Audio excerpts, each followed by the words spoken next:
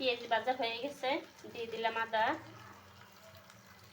দিয়ে দিলাম রসুন। এখন দিয়ে দেবো এখানে সব পদের মশলা বাটা আছে। আজকে আমি গরুর গোশের কালা ভুনা করব। স্বাদ মতো লবণ দিয়েছি, পরিমাণ মতো হলুদ মরিচ দিয়ে দিয়েছি। ভালো করে মশলাটা সিদ্ধ করে নেব। গরিব হয়েছি তাতে কি হয়েছে, মনটা তো গরিব হয়নি, মনটা তো চায় ভালো ভালো খাবার খাই। তাই অল্প একটু গোশ আছে, দুই ভাগ করেছি।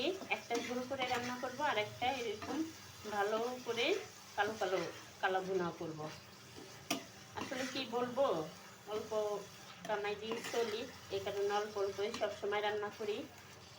আমার ভিডিওটা দেখে কেউ কিছু বলবেন না কখনো দয়া করে, কারণ আমিও সবার ভিডিও দেখি। এটা একদম কালো ভুনা বানাবো, কালো কালো।